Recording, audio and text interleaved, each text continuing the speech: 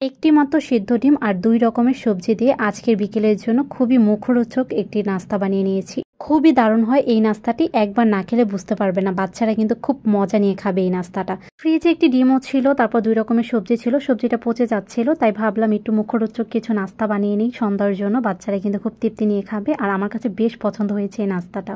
আর এই নাস্তাটায় যেহেতু সিদ্ধ ডিম আর সবজি দিয়ে বানানো হয়, তাহলে কিন্তু এটা খুবই পুষ্টিকর। একটি মিক্সিং বাটির মধ্যে সিদ্ধ ডিমের খোসাটা ছাড়িয়ে কাঁটা চামচ দিয়ে আমি খুব ভালোভাবে ঝুড়া করে নিচ্ছি। খুব ভালোভাবে কিন্তু ঝুড়া করে নিতে হবে। তারপরে ২ রকমের সবজি কিন্তু কুচি করে নিয়েছি। ডিমটা খুব ভালোভাবে ঝুড়া করে নাও হয়ে গেলে এখন দিয়ে দিচ্ছি পেঁপে কুচি। পেঁপে কুচি কিন্তু আমি বটি দিয়ে করেছি, খুব মিহিভাবে কিন্তু কুচি করেছি, তবে আপনারা চাইলে কিন্তু গ্রেটার দিয়েও গ্রেট করে নিতে পারেন। এখন অ্যাড করে দিচ্ছি মিষ্টি কুমড়া কুচি। এই ২ রকমের সবজি কিন্তু খুব নরম হয়ে থাকে, আর বাচ্চাদের জন্য কিন্তু এই ২ রকম সবজি খুবই পুষ্টিকর। তারপর দিয়ে দিলাম পেঁয়াজ কুচি সামান্য পরিমাণে, আর এখন দিয়ে দিচ্ছি ১ চা চামচ চিলি ফ্লেক্স। আমি ২টা শুকনো মরিচকে একটু টেলে নিয়ে তারপর হাত দিয়ে গুঁড়ো করে নিয়েছি। আপনারা চাইলে এখানে কাঁচামরিচটা অ্যাড করতে পারেন, তবে আমি কাঁচামরিচটা স্কিপ করেছি। ১/২ চা চামচ করে দিয়েছি ধনিয়া গুঁড়ো আর ভাজা জিরা গুঁড়া। স্বাদ মতো দিয়ে দিলাম লবণ, আর একটা দিয়ে দিলাম হচ্ছে নুডলস মশলা অথবা চাট মশলা।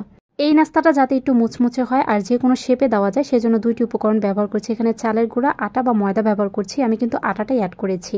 1/4 কাপ করে দিয়েছি চালের গুঁড়া আর 1/4 কাপ দিয়েছি আটা। এখন হাত দিয়ে খুব ভালোভাবে মেখে নেব, আর এখন দেখে বুঝতেই পারবেন যে কোনো শেপে কিন্তু দেওয়া যাবে। চাইলে লম্বা অথবা গোল চপ হিসাবেও করতে পারেন, তো আমি ২ রকম ভাবেই কিন্তু দেখিয়ে দিচ্ছি। তো আপনারা চাইলে কিন্তু এই তো এভাবেও করতে পারেন অথবা এরকম গোল করে নিতে পারেন। তো আমি এভাবেই করছি, আমার কাছে এটাই খুব বেস্ট মনে হয়, কারণ এই শেপটা দেখতে খুব ভালো লাগে। তো এভাবে হচ্ছে সবগুলো বানিয়ে নিয়েছি, আর ভাজতে কিন্তু সময় নেবে না যদি এভাবে আগে থেকে বানিয়ে রাখি। তো তারপরে হচ্ছে চুলায় একটি কড়াই বসিয়ে দিয়ে কড়াইটা খুব ভালোভাবে গরম করে নেওয়ার পরে তেল দিয়ে দিয়েছি। সামান্য তেলেই কিন্তু ভেজে নেব। তেল দেওয়ার পরে কড়াইয়ের ২ পাশ ধরে একটু হচ্ছে ঘুরিয়ে দিলেই কিন্তু চারপাশে কড়াই তেলটা লেগে যায়। আর এখন হচ্ছে এক এক করে দিয়ে দিয়েছি যখন তেলটা খুব ভালোভাবে গরম হয়ে গেছে।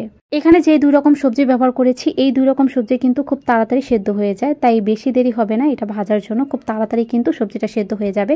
এক পাশ যখন হয়ে গেছে তখন আরেক পাশ উল্টে দিয়েছি, আর বেশ লাল লাল করে মুচমুচে করে কিন্তু ভেজে নেব। আমি এখানে যে ২ রকমের সবজি ব্যবহার করেছি, আপনাদের যে এই সবজিগুলি ব্যবহার করতে হবে এমন কিন্তু না, তবে আপনারা চাইলে কিন্তু যে কোনো সবজিটাই ব্যবহার করতে পারেন অথবা আরো কিছু সবজি অ্যাডও করতে পারেন। সম্পূর্ণ আপনাদের ইচ্ছে মতো যে কোনো সবজি এখানে ব্যবহার করতে পারেন, চাইলে শাকও কিন্তু অ্যাড করতে পারেন। তো যাই হোক, ভেজে নেওয়ার পরে আমি এখন এক এক করে তেল ঝরিয়ে উঠিয়ে নিচ্ছি। বিশ্বাস করবেন কিনা জানি না, এখানে যে আমি পেঁপে আর মিষ্টি কুমড়া ব্যবহার করেছি কোনো ফ্লেভার পাইনি, বা কোন সবজি দিয়ে বানানো হয়েছে কেউ বলতেই পারবে না। এজন্য আপনারা চাইলে বাচ্চারা যদি ঘরে কোনো সবজি না খেতে চায়, এভাবে কিন্তু বিকেলে নাস্তার জন্য একটি আইটেম করে দিতে পারেন, তারা কিন্তু অনায়াসে খেয়ে নেবে। সবগুলো ভেজে না হয়ে গেলে বাটিতে তুলে নিয়েছি, আর ভাজার সাথে সাথে কিন্তু বাচ্চারা কয়েক পিস নিয়েও নিয়েছে। এতটা মজা হয়েছে, একবার খাওয়ার পর বারবার চাইছিল। তো আপনারা দেরি করছেন কেন? বাচ্চারা যদি ডিম সবজি কিছুই না খেতে চায় তাহলে কিন্তু এভাবে বানিয়ে দিতে পারেন। বাচ্চারা তো বুঝতেই পারবেন এটা সবজি দিয়ে বানানো। তো এখানে বিদায় নিচ্ছি। সবাই অনেক বেশি ভালো থাকবেন, সুস্থ থাকবেন। আল্লাহ হাফিজ, আসসালামু আলাইকুম।